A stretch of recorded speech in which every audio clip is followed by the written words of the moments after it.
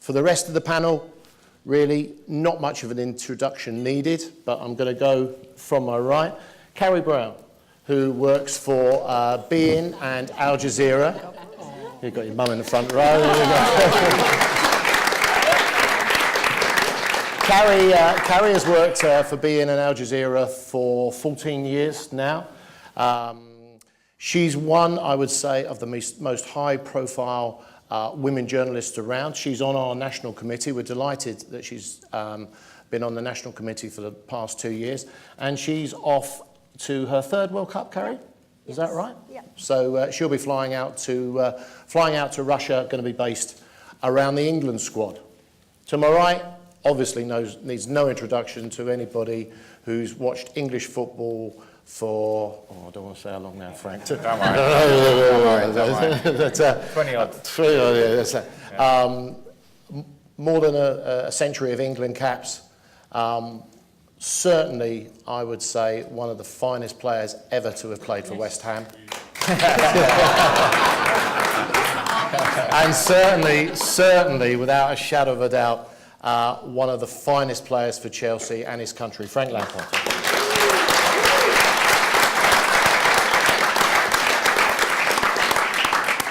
To my left, Alex Scott, probably one of the few England players with more caps than Frank. 140 England caps in a glittering career with Arsenal, but with a little break over in Boston in America. Joined Arsenal when you were 8 years old. I did, signed for when I was 8. So 10 years at Arsenal, that's not bad. I'll take that. Alex has recently retired this week. You would have probably seen on Twitter the Guard of Honour that she got.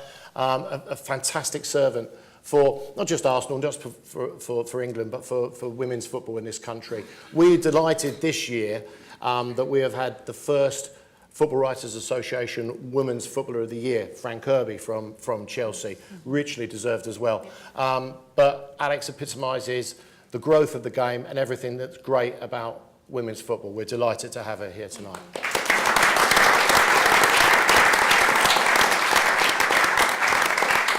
And to my left, if you've ever been nursing a hangover on a Sunday morning and you turn on the television, guaranteed to make it worse.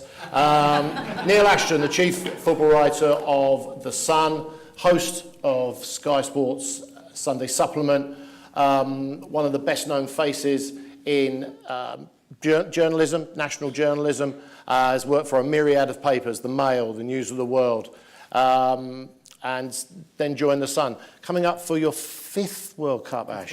Don't look old enough, mate. I have to say, well done. You must have a picture in the attic, I have to say. But yeah, so 2002 was your first World Cup, Ash. Are you looking forward to Russia?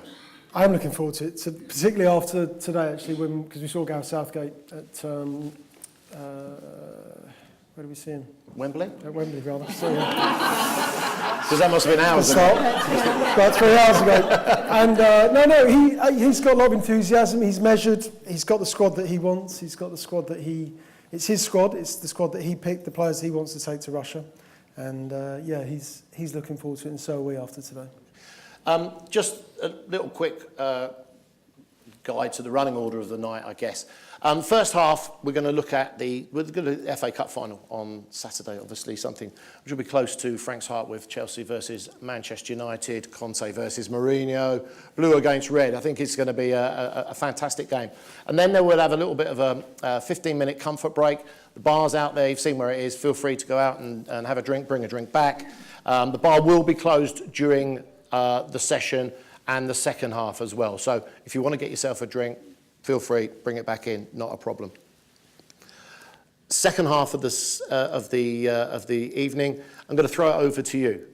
So I'll guide it, but listen, if you've got any questions, be it about club football, be it about the World Cup, be it about the FA Cup, be it about Frank's career, Alex's career, Carrie's career, Ash's career, not my career.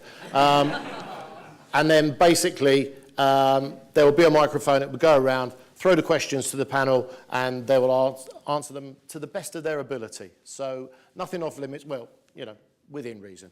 So I guess we'll start off with the FA Cup, and Frank, Who does it mean more to, or who is it more important to at Wembley on Saturday, Chelsea or Manchester United? Yeah, Chelsea, yeah, without a doubt. They missed out on Champions League. Manchester United didn't. I think they both had slightly underwhelming seasons for different reasons. Probably more so Chelsea, or certainly more so Chelsea at this point, to fall out of the Champions League where they should be. But when I say should, it's not quite as should as it would have been a few years ago, because the competition now is so high that you can't take anything away from the top four. They deserve to be there on merit. But this game, we know that the requirements at Chelsea, we know the Champions League places, yes, fighting for the title, yes, and winning FA Cups and alike are a must. So it'll put a nice gloss on a season that still has some questions on it, but it'll put a nice gloss. Manchester United don't quite have that because they came second. What about you, Alex? Is it a Manchester? You know, you don't hold any allegiance either way. So, you know, if you're a punter going to Wembley or you're watching it on the telly, where do you think the balance of power lies? I'll say with Manchester United actually going into it, but it's hard in a cup final. It's a one-off game. You can't really say anything about form going into that. But then when you look at Mourinho, serial winner, he knows how to really get it done, especially in cup finals. But then with Conte, obviously that battle between the two, and he hasn't actually won a domestic cup, has he? No. He's won a league, Yeah. but not a cup. So it will mean a lot to him to make sure he gets it done actually the weekend. This be Conte's last game for Chelsea, Ash? It just strikes me as so tough on a manager that came into English football last season, adapted so quickly, changed the formation that side and squeezed the pips out and got the best out of that group of players to win one more title. And a year down the line, we're talking about yet another Chelsea manager.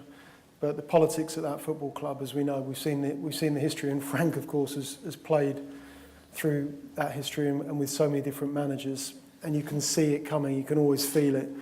And I've got sympathy for the complaints about the transfers, the constant complaints about the board, about the transfer policy, about the signings at that club. Of course, that's going to affect the feeling towards him. And there is a lot of frustration with Conte, and you can see the agitation at that club. And you can On Conte's side, you mean, or the club side? Both. And you can sense it every week when you see him at Cobham in press conferences. And when you agitate like that, when you take on a board, when you take on someone so as powerful as Chelsea and their board, and particularly their owner, when you fall out with him, you know it's over because there's no way back. Do you think Conte, and obviously there'll be a lot of Chelsea fans in the room, but do you think Conte extinguished all goodwill because of his attitude in the summer? It's really interesting, actually. When he first came to the club, I spoke to his biographer, and he said the one thing he'll talk about is work, work, work, and that's what I questioned him about on the first day of the press conference. Honestly, Chelsea buried that. They didn't really want to be talking about a strong work ethic. They didn't want their players to know that they were going to be worked so hard. And they also said, when it's good, it's great with Conte, but when he doesn't get what he wants, he is miserable. And that's how it's been. A really sad state of affairs in the mix zone that we have ahead of a FA Cup, which is basically grabbing players when you can. And we spoke to both Fabregas and Courtois, and Courtois is really media savvy, and you can be very honest with him. And I said, you've been here at Chelsea long enough. You know if your manager doesn't win silverware, he's gone. There's a lot of speculation with Conte. There must be some element that you would like to end it on a high. And he battered it straight away. He went, we want to win this for the club, for the players, we want to win it for everyone. But neither Fabregas nor him would say they wanted to end it on a high for him. And I think that's you're moving in your seat. No, I'm not. I completely disagree. No, I don't. As a player in that horrible position in a mixed zone, and you don't like asking it, but... No, but I would answer that I want to win it for him. Yeah. I mean, that should be their answer, no matter what, because it's about the club then as well, as much as anything. But there are a lot of variables that we don't know, and I think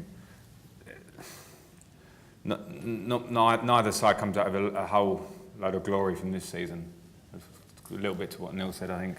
To disagreeing on transfers is more than normal at any club in the modern day, the way that the clubs are set up. But to come out loud so quickly hasn't helped. But it was in such a strong position, having done an absolutely incredible job last year. Like slightly underestimated because we're sitting here a year later, what's happened. But to take a club that was had a real problem in the dressing room and came 11th for Chelsea or wherever it came, and then win it at a canter, was amazing. So he probably was in a position where he could have said, these are the players I want, and probably it would have held a bit more weight. Now, I don't know which players he was given that he wanted, that he didn't, and all that, and that's probably where the problem lies. But the players should be sitting there saying that they want to win it for him and the club, no matter what. I played under managers I didn't particularly like. Most of them I did like, a few I didn't like. A few that I didn't like, you can probably guess. But but you put it to the side. Do you know what I mean? Especially when you're talking to the media, because unfortunately, and as much as you lot would like to think that we tell you the truth all the time, sometimes you tell a version of the truth that works at that moment. The acceptable Yeah, the acceptable truth. And you know, generally people do try and be honest, but going into a big game, there's nothing worse than giving off an impression that there's a real problem in the place, because that does rub off.